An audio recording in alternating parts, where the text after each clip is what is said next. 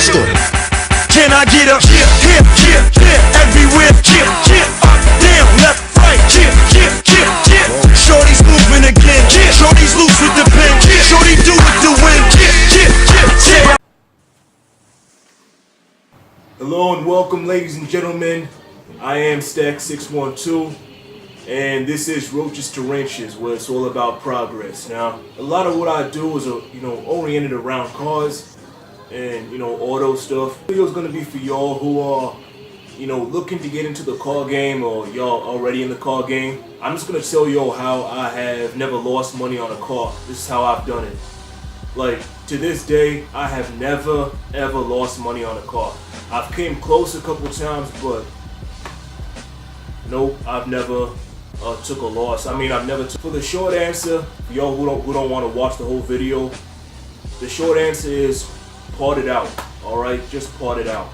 Now, I'm going to tell you some of my experiences parting cars out, the different ways you can part them out, the ways I have had more success and less success doing that. The very first car I bought, my very first car was a 2004 Cadillac CTS. So I did not know a lot about cars then than I do now. So knowing what I know now about cars, I would not have bought this car, this Cadillac CTS. What happened was it was in a front end collision. Okay, first of all, I saw it on Craigslist. It was listed for $1,000. I went to the guy's house. I messaged this guy. I'm like, I'm serious. I'm gonna come there right now with the cash. I mean, the next morning, because he listed it like really late at night. So I was like, I'm gonna come there the next morning with the cash. So I showed up at his place. He wanted $1,000 for it because it was in a front end collision. I think one of his daughters hit a deer, but that doesn't matter. He hit a deer. The frame rail, not the actual frame, but like the part where the fender bolts to the rail, it was bent. Okay, it was bent outwards. So I saw that, and me back then, I was like, oh man, I'm just gonna cover that up. It's gonna be fine. Yeah, man, I was pretty shady back then, but it's whatever. I was like, yeah, I'm gonna cover that up. It's gonna look all good when I'm done. I'll figure something out.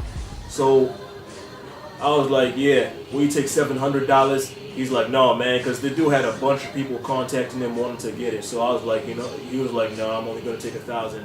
He's like, that's already too cheap as it is. So I was like, yeah, whatever. Had $1,000, so I bought it for $1,000.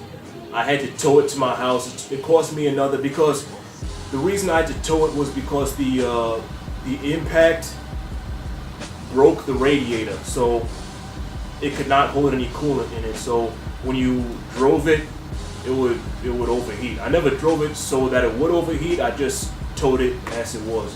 Towed it back to my house, cost me $150. And then after I went to the DMV, registered it, expedited the title. I was into it for about $1,150, let's say. $11,550, $11.55, excuse me, yeah. I was in it for about $11.55. Here is what I should have done.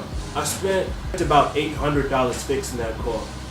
Alright, because I was making so many mistakes on that car. Me of today, after I've ran into so many complications on a car, I usually get to a certain point where I look ahead and I realize how I need to tally up the rest of the costs. Like, I need to estimate how much it's going to cost to get to the final product. So me then, I was just so focused. I'm like, I gotta get this car done. I gotta get it done so I can sell it and make a profit.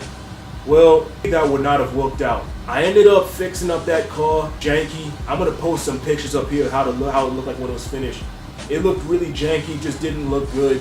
You could tell something happened to it at one point. So yeah, I ended up, by the time I was done with the car, I was in it for about $2,000. No, I was in it for about like a little under $2,000. And that car was really hard to sell because it had 188,000 miles on it, man. Yeah, y'all gotta pay attention to that, man. When you buy a car with the intent to sell it, man, make sure it has low miles, man. Alright? Don't buy some high mileage car unless you really think you can sell it. Like, for example, a Toyota Land Cruiser or something crazy, like a Toyota 4Runner, you know, or like the engine just lasts forever if you maintain it properly.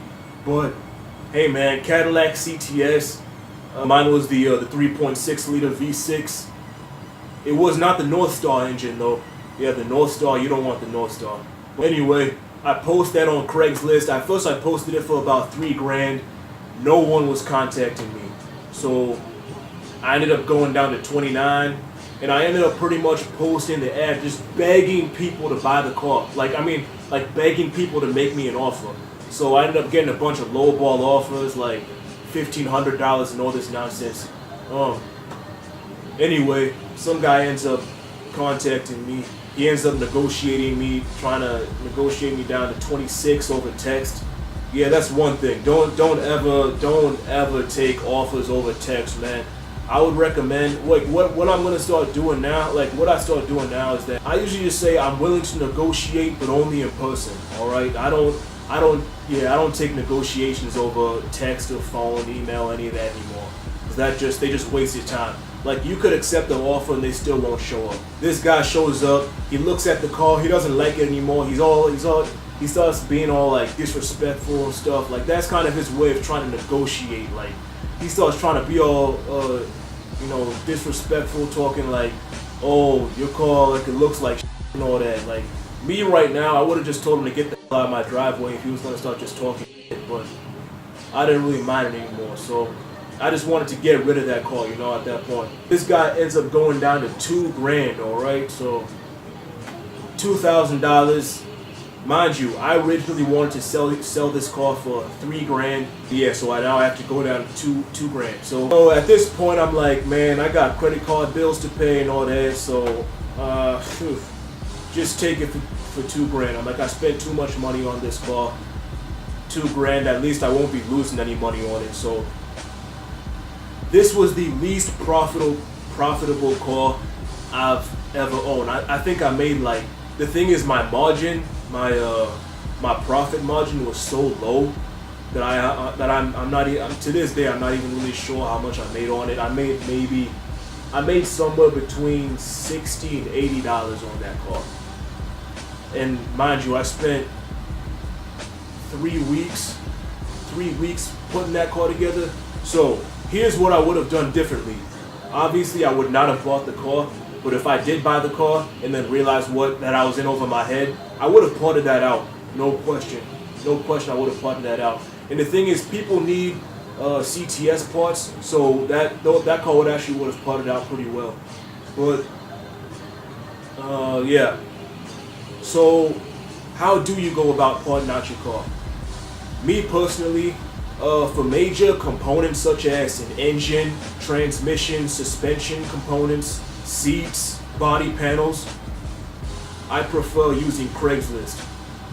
Craigslist is a lot easier because you don't have to deal with shipping and all that stuff. The shipping cost, if you're not trying to, fraud the postal service or whatever, it's actually going to cost you money for real. It's going to eat away at your profits. The second thing I use is eBay. Obviously, y'all know what eBay is. I prefer selling stuff like the smaller things.